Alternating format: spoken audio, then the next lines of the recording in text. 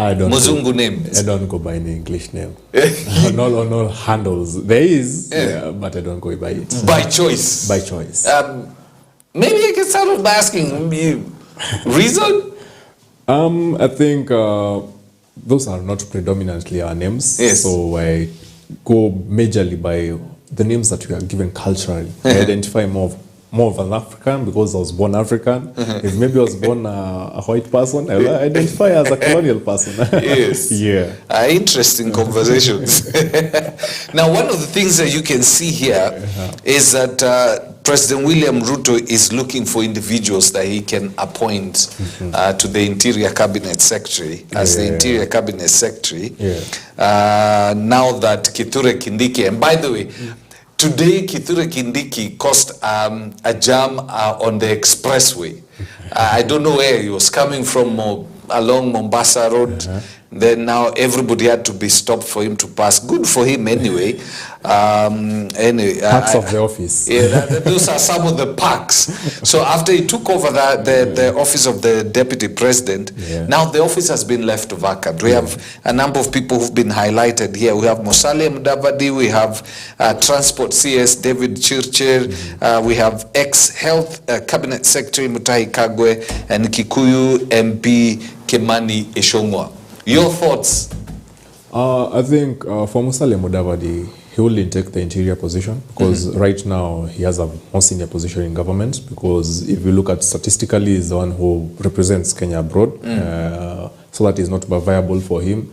Chirchir is more comfortable in the energy sector. There's no much, because there's a lot of heat that comes with the interior docket. Yes, true. Kimani Ichung'wah is that's a 50-50. I don't know if he's ready to let go of the majority Senate leadership position in Parliament. It is, I think there's a lot of stakes because he's the one who pushes national government agendas in Parliament. Yes. So I think the president won't let him go to give him an interior seat.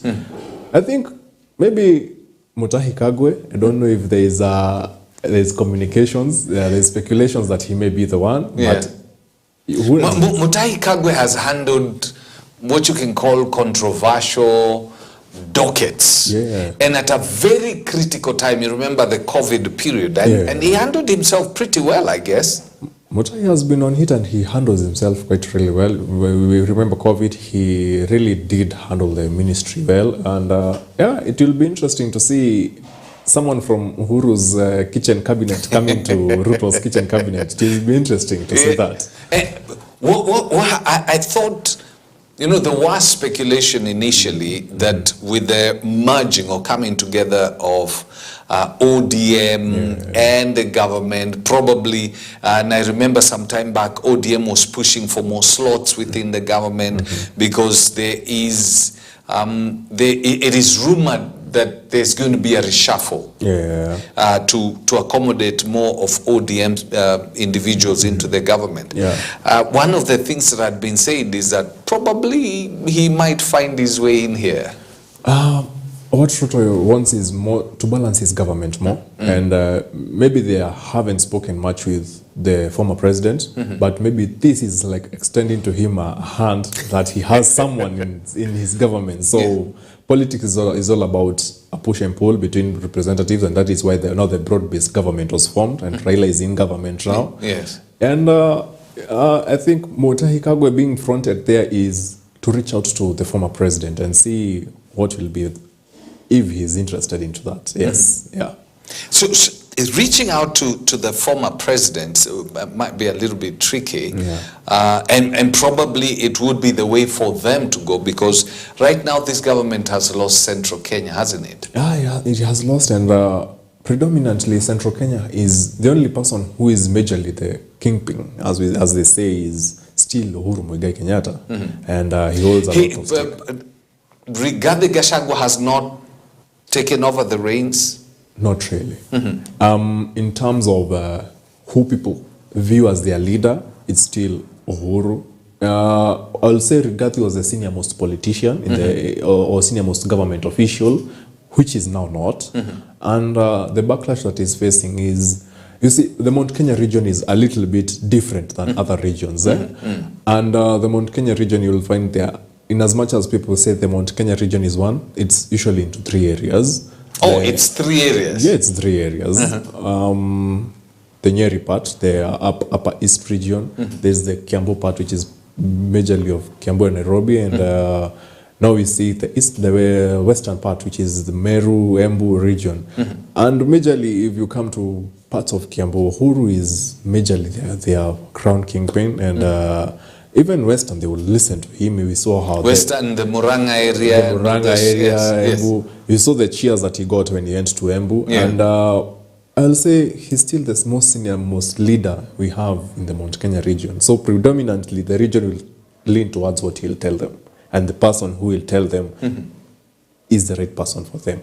But when you look at the treatment that government officials have been getting, because of the way they treated Rigathi Gachagua, yes. you almost believe that now, because Uhuru has been very mum for a while. I don't know, probably he's doing his own things, but probably at the back end he's pulling some strings, but he's not been heard publicly speaking about the politics of this country apart from that barrier. And so now Rigathi Gachagua seems to be the face. And those who have appeared to be against Rigathi have not been treated very well in the general central or Mount Kenya region. I find politics is the said and the unsaid. And Rigathi is doing much of the said. The unsaid part is still not being said. People are waiting for the unsaid part is what majorly will matter, because with the coming year that is coming, there'll be realignments in the political affiliations of people. You'll see people aligning to certain people. So there'll be people who will seek guidance from Uhuru, and maybe he'll bring other people who even maybe isn't a part of the Mount Kenya region to we can support. We are seeing now Kalonzo is majorly associated with the Mount Kenya region. We are seeing there were speculations that Fred Matiang'i will also vie. So, and those are also close allies to Uhuru. So it will be an interesting conversation, because last we left it as it's only who Rigathi has said that they mended bridges with Uhuru, but we haven't heard Uhuru saying they have mended bridges with him. So it's still a relationship. It's Rigathi saying we are good with him. We are good with him. But he has not said we are good. Yeah, so we are waiting and seeing if Uhuru is good with Rigathi, and I think for him he's much more closer to Kalonzo, and because who now Uhuru. Yes, Uhuru, because even in the Azimio side, Kalonzo was part of the Azimio and the brigade, and also he's part closer to Fred Matiang'i, and with Fred Matiang'i being there, I can see the alliance being formed even with the Mount Kenya politicians, from Jeremiah Kioni, who is the Jubilee party leader.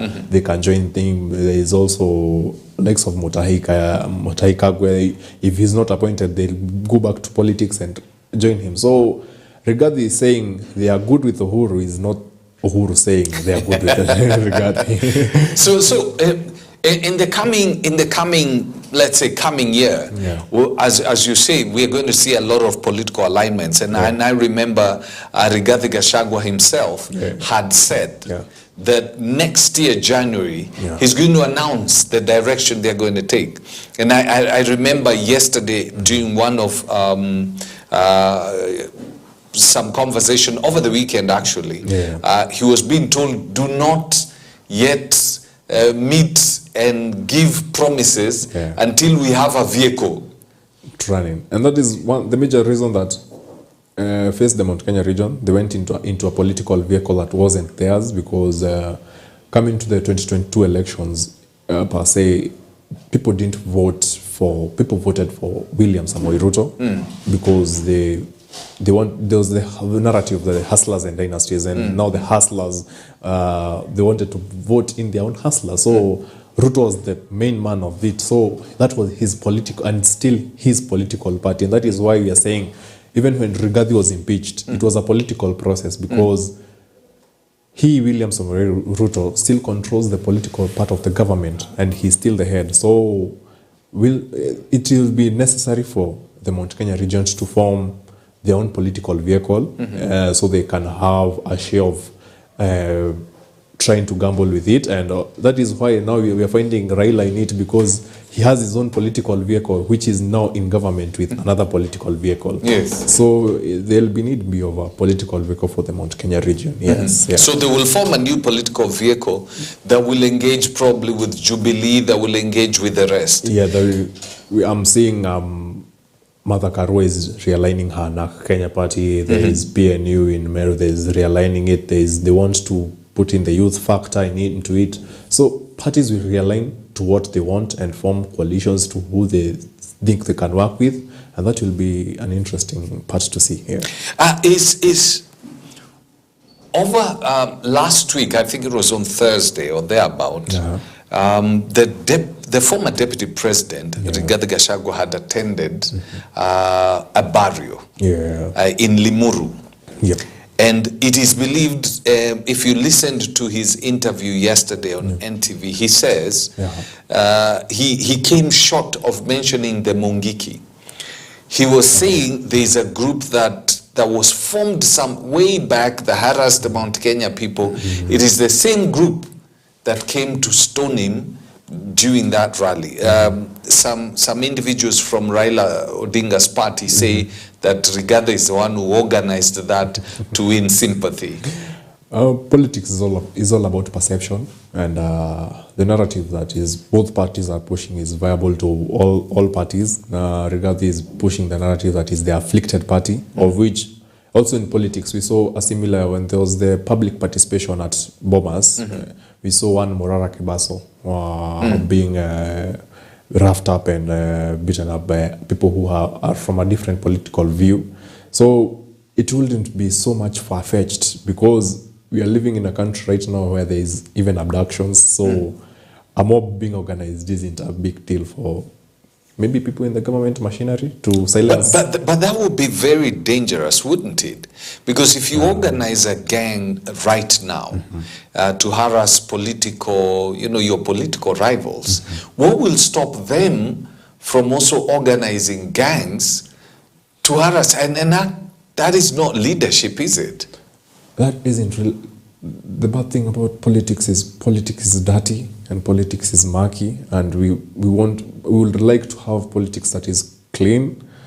And we see now, like when the president was in Embu, they said he was booed by people. I remember Silver Barrier saying that there were people who were organized to boo the president.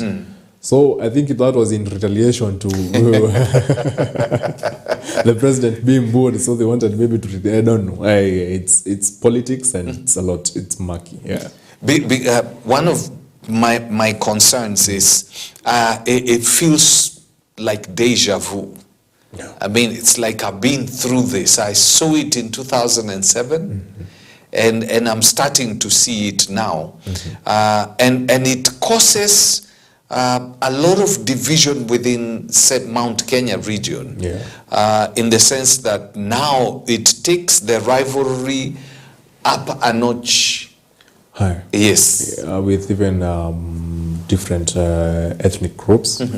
And I think Kenyans should realize that politicians use that as a narrative to push their own agendas, but deep down, right now, even with the economy, everyone is hustling and bustling with the economy. It's tough, and it's not tough on one tribe, it's tough on everyone.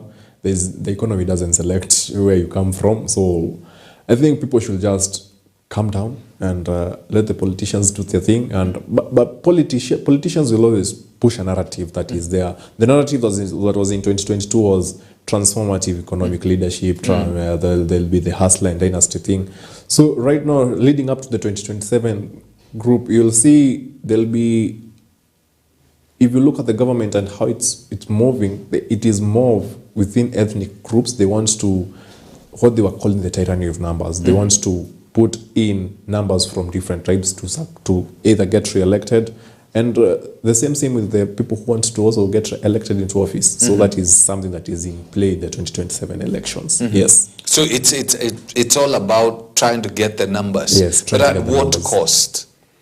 The cost is Because if the games that are being played now, it doesn't matter from which side. Maybe Rigathi Gachagua, maybe he's the one who organized people to boo the president. Maybe it's the president or his people who organize goons to basically harass him in Limuru. Whatever is being done, it is not working for the good of this country. It's not, and it's really sad to see things unfold, because we have gone through tumultuations in the 2007. It's not something that is right. We should be promoting peace, and leaders should just be promoting their policies and trying to deliver to citizens and working on their manifestos, but not divulging down into ethnic cocoons is a little sad for our country right now. You look very young, and I remember there's the constituency that has expressed itself once, and maybe a number of times. I'm talking about the Gen Z. This is a constituency that right now has the voters card, and we are talking about a huge number. Very huge number. A huge number. I was so amazed. I'm trying to remember whether it was MKU. There was a graduation that was happening last week. And then in the process, somebody said that President Ruto had sent his congratulatory message to the students. And the shocking thing is that the students just started, first they refused, and then they started chanting, Ruto must go. And I got shocked, and I was thinking, if this is the feeling among this constituency of young people, probably it's just within the urban settings, but the rural setting is completely different. This is going to be a game changer in 2027. And there's one thing that the government doesn't know, and I'll take it in this point of view. Even the people that go to universities, most of them come from rural places. So they come and get socialized in the urban settings. So they also have a little bit of trace in the rural areas and friends. And even leading to this festive season, people will be going back home. And the one topic that people will be talking about are the events of this year, leading up to the June 2025, the major demonstration that led to the invasion of parliament. So, first of all, the government has really lost ground with the youth. That is really gone. And the main reason... As in it's gone. That is really gone. That is really gone. I am very sure about it, because one of the major things is the youth don't trust this government, and even when you go to socials and any platforms, they're seeing the government they're lying to them. They're calling the president a liar. There's a lot of chants, even in concerts, in just places they hang out. There's Ruto must go in a lot of social places.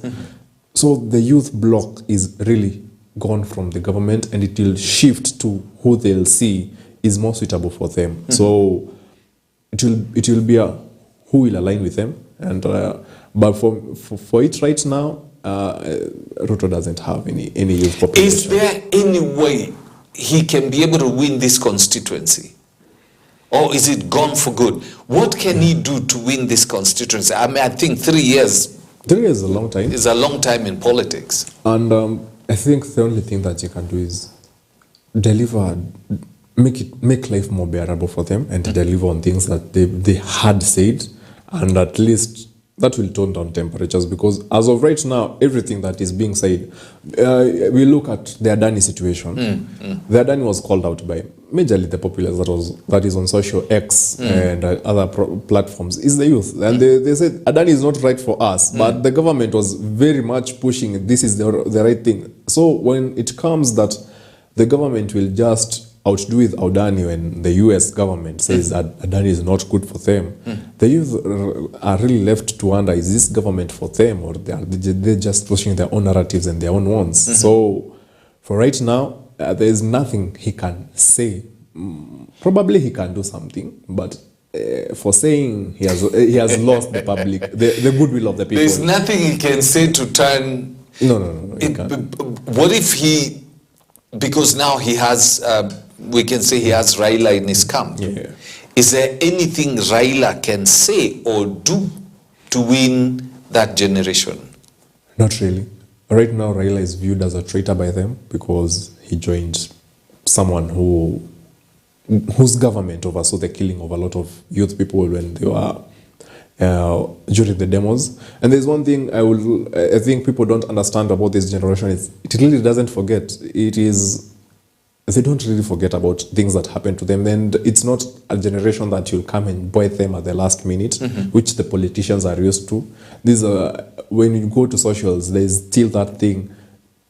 People were killed, people were kidnapped during demos. It wasn't supposed to happen, but it did happen. Then for Raila coming to join the government, he's deemed now as a traitor because he was supposed to be the opposition, of which holding the government power. So you've already joined government. So who is holding the government power? Then comes Raila and his team. They say Adani is good. Then all of a sudden Adani is not, and they're left to clean up the mess of it all. So for right now, there's nothing much Raila can say because Raila is more of the tyranny of numbers of Raila is more of ethnic, his background, and that is why you see the older political class. They group into how many votes did you bring? But in 2027, there will be a major shift of it all. And that is why when the major demonstrations are there, they were saying they're tribeless, they're leaderless, and partyless. Because their votes will go to someone who they relate to. Yes. Now, among the people who are definitely going to be on the ballot or have are a possibility on the ballot. We have obviously Kalonzo Musyoka, we have Matiang'i, we have Rigathi Gachagua, we have Ruto. Who else? These are the more or less the main guy. We have Okia Omtata. Also, he's expressed it. Among this, I know many more are going to come. Among this, who do you see the young people, that constituency, the Gen Z, mostly leaning towards? I would say for an individualistic person, I will say Okia, and I'll say in terms of maybe a good people who can work with, Okia and maybe Martha Karua. That is a good demographic for them to work with because they view them as more of good leaders, not politicians. Can Martha Karua really move? Yeah, she can. Because she's been around for quite a while, and she's also seen as part of the political yes. I think for Mother is the good thing with Mother is she's more a principal. She's not more of a politician who is carried by the wave. Because I remember even.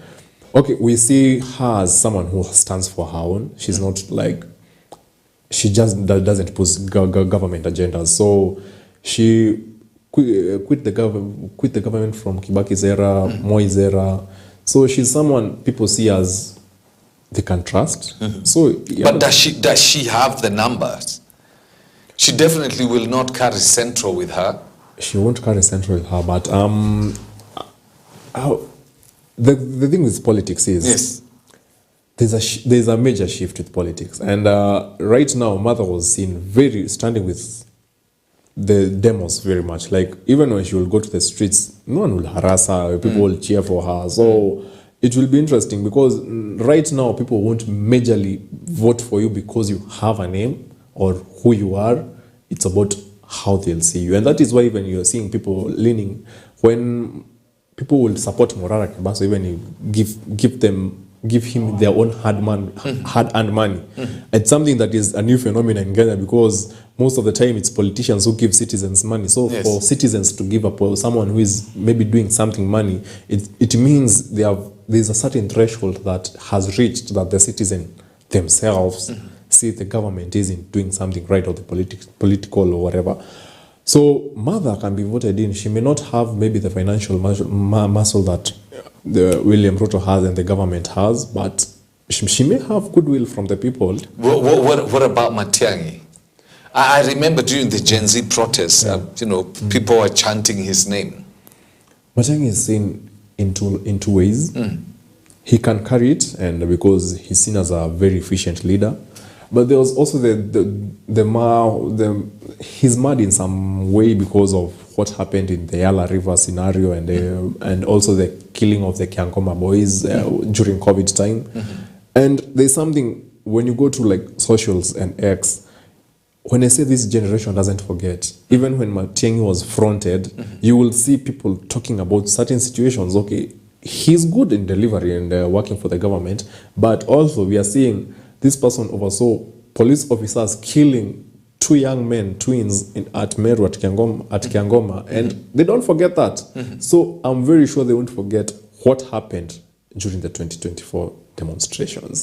That is something that will really come into play. And for even the government clean that mess, it will take a lot. It will take a very long time for them to clean that. To clean that up. Yes. Because even the politicians in the bandwagon of the UDA, yes, the likes of Kimani Ichung'wah, the people who debilitate the youth so much and demean them. And I think the constitution says sovereign power belongs to the people, and I think the people will carry their sovereign power to the ballot in a very heavy way. And if the political class that is forming, or the people who maybe are leaders, the likes of Okiya Omtata, Kalonzo, Martha Karua, Fred Matiang'i, who knows, they can align and perform a 2002 moment against William Ruto. Okiya Omtata. Yeah. Okiya Omtata definitely has had a track record. Yeah. I remember he was being referred to by Matiang'i as being part of the cartels within the court and judiciary system. In that, he gets into the courts and gets whatever it is he wants. Maybe one of the things that will start coming up is, where does he get his money? Where was he getting his money? His funding. Yes. Okiya Omtata has been an activist for quite some time, because we've seen him fighting from the financial 2020, or the 2024-2023. He had filed a case in Parliament to stop the documentation of that, and a lot of major things, even when Fred Matiang'i is talking about that. And activists do get funding. That is something that we all know, that is out in the public. But where do they get the funding? Is from maybe even business people, because you may have a business and it's hurting, and you want someone to file a case for you, so you will fund them to do that. So it is not wrong, and Kenyans need to know that even in the developed countries, we see even in the US, and people fund their own political, like Democrats fund their own party, Republicans fund their own party to push their own agendas, because that is how policies are made. And for this country to change and us to change in development-wise, we should stop depending more on handouts and put politicians accountable. And it's not a matter of, because if a politician uses their own money to get into office, they'll have to recoup it back. They'll have to recoup it back, because it's an investment they're making. But if it is service delivery and people elect you on service delivery and your track record, I think the country will move forward in a much better way. Let's go back to the former deputy president. This is the second time he has claimed that there is an attempt by the current government to take his life. It's a very strong statement. Very, very strong statement when he says, the very first time he said they had tried to poison him. Actually, they had tried to poison him twice.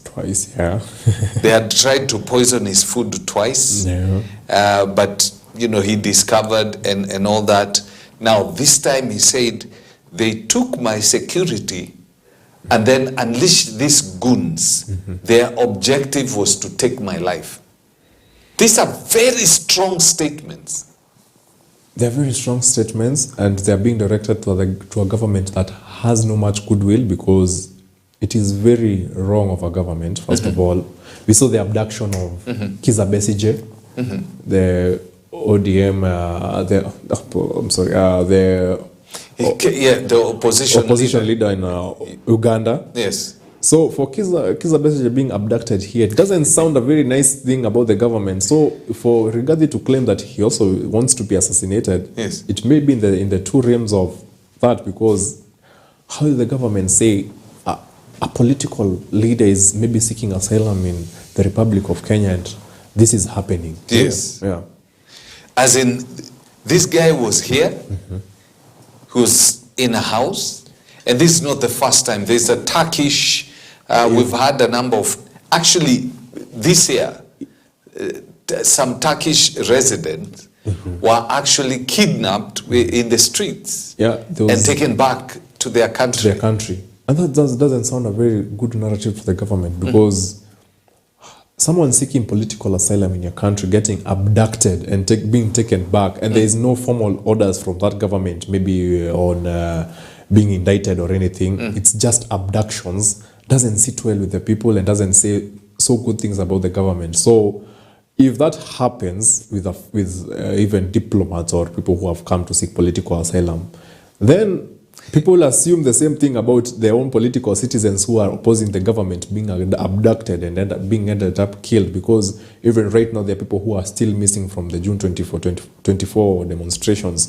So even Rigathi Gachagua saying that maybe the government wants to kill him is not far-fetched, because when things are going in that line, how will you recuse yourself from such statement? Yes. Yeah. Because those are disturbing statements. And the church. I remember when, I don't know whether you were in the demonstrations. I took part in them, yes. During that, the church was seen as being in bed with the government. And I remember individuals had also even come up with what they called the Occupy Church. Occupy churches. But right now, it looks like the churches have turned a completely new leaf. I'll say this in terms of the church. The church helped so much with William Ruto getting elected into office, because he used the church a lot, because you'll go to Sunday services and that will meet people there, and that was what he used to get elected also. So when people were saying Occupy, people wanted a stand from the church, and that's why there was the Occupy, because they wanted to tell the church, you're seeing the atrocities being done by this government. People, there's a lot of corruption. There's also these high taxes that are being put on citizens. So they wanted a stance, which the church did a stance for some time, then left, then they're back again with this whole situation. But also you should also remember that churches do take a lot of part in the social fabric that we live in, because even for the Catholic Church, they have a lot of schools, they have a lot of hospitals. So even when they see the whole situation with NHIF and SHIF, people being unable to pay hospitals, so that it dawns on them. So when they say now, there's a lot of false promises from the government, it's them seeing the situation and their congregations, and they're trying to communicate to the government, because they really now see things are not going well with the government. And the church is right now, it's commendable what they're doing, and we will like also all churches to do the same, take a stand, because at the end of the day, the congregation is the same that is the congregation of the citizens, and the church will be a voice of its congregation. I saw yesterday Kimani Ichung'wah, I think it was on Saturday, Kimani Ichung'wah saying that, these churches, this is what they're saying in public, because the Catholic Church had said it was going to return the money. And I remember by yesterday, the Nairobi, I think it's the bishop, Bishop of Nairobi, Yolo was looking for ways to return the money to the government, yet Kimani Ichung'wah was still engaging the church and saying that, even the monies they said they were going to return, they've not yet returned. It gets to a point whereby, I remember in 2017, in the last election, I had a conversation with a very senior individual within the then Uhuru government. And I told him, the church and mostly so the evangelicals, because when they hold on to something, it doesn't matter what their tribe says. When they believe that you're not standing for what they stand for, they will vote against you. And I remember I told him, the evangelicals have already taken a stand against you. They see President Uhuru Kenyatta as against the church. And they don't believe Raila Odinga is for the church. A lot has been said about him. And they somehow believe. And I told them, these evangelicals are going to be one of your biggest undoing. And he refused to say that cannot happen. The church has a major play. And for what happened to Raila, it is because I remember Winnie Odinga, the wife there to Raila, saying that there needs to be regulations within the church. But it was much to the Shakahola issue, because in as much as there's the church, there's also people who take... There are some rogue individuals who've taken this too far. Yeah, so I wouldn't say they're against the church. It's just that when in government, you need to have a rule of law, and there was a need for regulations for the people who are in Shakahola. There are so many people. That was very unnecessary for something of that sort. Yeah, true. So it was a stance being taken, and it was need be to see regulations happen. And it worked not in their favor at all. And William Ruto capitalized on that, because now he was, you see these people are fighting the church, so you should, when you elect me, the church will be autonomous. But the same, you see, politicians have a master of double, they double speak a lot, because right now, there are people who are saying that there's need for regulations in the church. And also the same people who view the church as a vehicle to getting elected are the same people who are telling these church leaders are supposed to leave government politicians alone, because they're also leaders on themselves. So you find what Kimani Ichung'wah is saying and what they were saying in 2022 is neither nor. It's just a master of double stick. They speak on to what favors them more. If the status quo remains, if this government is unable to change, their relationship with the church, unable to change their relationship with Gen Z, what role do you see the church playing in 2027? And if President William Ruto is to regain the confidence of the church, what does he need to do? I will say 2027, the church may take a back seat. May take a back seat. It may take a back seat, because they wouldn't want to be mad by what has happened, because 2022 the church was very active politically, and maybe they may learn a lesson or two from what has happened, and they may take a back seat and maybe advise the congregation to just choose good leaders. And I'll term 2027 elections to be a matter of credibility. Not even policy, credibility, and how the society views you as a person yourself. Because right now, even it's not a matter of what is happening, it's a matter of who you are. You see people asking, you are running a government, the same government is abducting us, killing us, you are pressing us with taxes and everything that is going on. There's a lot of corruption. So you can't be telling us all this and telling us you still want good things for us. So it will be a matter of credibility, what you've done for the country, and who you are as a person. That is majorly what 2027 will be all about. Credibility and what you've done for the country. How if elections were to be held today, and the individuals that we've talked about were on the ballot, do you see the president coming back? No. No, not any chance. I am very sure about it, and having traversed the country, even into his own political background, and you see, the good thing about 2024 demos is, in as much as there's no major demonstrations that happening, those demonstrations took part in at least 38 counties out of the 47. That is more than half the country. That is 75% of the country.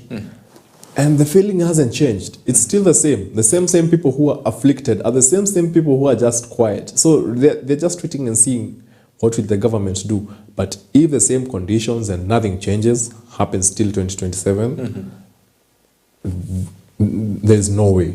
Because I know not all...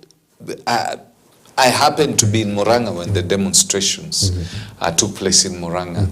And I can tell you the demonstrations were literally done by university students from the Murang'a University. The rest of the county, nothing happened. So these were literally people either from Nairobi and from other regions who went into this, the town center, making noise and went back to the campus. And maybe in Eldoret also, it's just university students who went around making a lot of noise. So there are some counties where you can literally say nothing happened. It's only people, students from the university, most of whom don't come from the areas where the university is, that went to the streets. So we can't 100% say. I know, okay, for aesthetics, it's true the demonstrations took place in those regions. But in actual sense, when you look at the individuals who participated in the demonstrations, most of them were just university students from Nairobi and from other regions. I'll say is with the youth having maybe a surplus of about 80% of the Kenyan population right now, just between 35 to 18, or I will say everyone comes from somewhere. So the population of the country, you're saying 80% is majorly youth. Majorly youth. Yeah. Yes. That is the big balloon. That is the people's age below 37, 35 to 18 is the majority of the population, because Kenya is a growing population of so the elder people who are basically maybe in the local counties, they may not have participated so much in the demonstrations, but now leading up now to the conversation that we are having right now, you'll find even them now saying, it's true, what these kids were saying is something now we really see that is happening. So I will say right now, the majority of the populace in this country is not happy with what William Ruto's government is doing. And it won't be easy for him at all. If elections were held today, he wouldn't take it. He wouldn't take it. And even, I say politics is about the said and unsaid. It's been quite a while since I've seen William Ruto hold a church service in places that people differ with him. He mainly goes to very out-of-town areas where the narrative is controlled. Yes. Yeah. So even the government machinery knows. So they wouldn't want a case where they have another Embu and the president is embarrassed, because PR comes a lot into play, and having a president being booed sends a lot of resounding messages. Yes. Yeah, so that is why they are trying to control the narrative, because even when you see even Kindiki having a homecoming that is not in Meru, speaks a lot about it. Yeah. That's really tough. Yeah. Because now we're in December. Yeah. Today is the 2nd. Yeah. We just have a couple of days and we are done with this year. How would you gauge and how would you rate the performance of this government today as compared to either the end of last year and the beginning of this year? On a scale of maybe 1 to 10? Yeah, on a scale of 1 to 10, with 1 being really good. and 10 being really bad. And 10 being really bad. I'll say an 8 or a 9. An 8 or a 9. Surely things are not that bad. I mean, if I can remember by the time we started this year, I think maize flour was almost going to 100 and what? 190. No, this is not the situation that is there. Yes. You may lower prices of commodity, but the circulation of money in the economy is not there.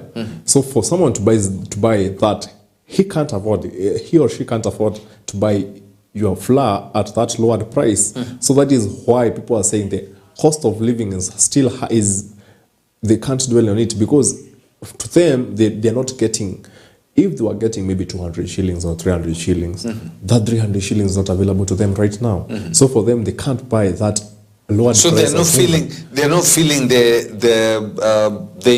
inflation rates that have at least now much better than they were at the beginning. They're not feeling it because they don't have the money to feel it. Because you will tell people have downgraded, and that is why even right now if you look at even vehicles that were imported, there's a reduced number of vehicles that have been imported. The amount of fuel that April was being consumed has reduced because much more people are leaving their vehicles at home, maybe using public transport. There is a reduction. You see, the economy has this thing. When you overtax people for so much, there is what we call the Rafa curve, that you may overtax to a certain extent that people will start reducing on what they're consuming, and that will lead to a decrease in the taxes that you're getting, and also to a decrease of how the economy is extending. So people right now are either saving for a rainy day or just putting we've done that curve. Yes. And now we've gotten to a place whereby people are feeling they're overtaxed, so they've stopped using the more taxable thing in terms of when it's fuel, they've stopped using it. Yeah. And maybe they have downgraded maybe from 3 meals a day to there's use of even cash system. People will now use cashless. They'll use cash instead of cashless because there's transaction of it. So people will they don't want to be tracked. You know, that is how now people will start surviving. They'll start dodging taxes because the economy is too steep for them. And that is something that the government should look at, because it will hurt the economy more. And disposable income will become very, very hard for people maybe in the coming 3 months if the government doesn't look towards that. Because what is happening is, even what basically, you see, disposable income comes from people being paid and contracts being paid. There's a lot of stalled contracts. Those are people who are contractors, people who have wages there, they're not getting paid. Even the intern doctors, even for example, the intern doctor who took his life is because they won like with 5 months without being paid. So how did that person survive without that disposable income? So right now people are on the edge, and so they won't feel the reduced prices at all. So they'll still find the economy very tough. Yeah. Wow. It's been good talking to you, Jomo. We'll definitely do this again. Because I know the situation in this country, well, let's say it's gotten much better than it was at the beginning of the year. I remember by the time, Gen Zs were going to the street, I mean, it was going to get really nasty with the implementation, if the Finance Bill 2024 had been implemented. So let's see how this is going to play out in the course of next year, at least the couple of days we have in December. We pray for Ruto to succeed. We do pray for the country to succeed. Yes. As the president, we pray for him to succeed, because if he succeeds, we succeed. True. If the economy, if he's able to improve the economy, our lives also will improve. So we pray for him to succeed, to do what needs to be done, so that in terms of security, in terms of creating an enabling environment for people to do business, these kind of things thrive. For corruption, we need to see some, serious action taken against corruption, and mostly so in the government, so that we can develop confidence that I can go to an office without needing to pay anything to get the services that I've already paid for using my taxes.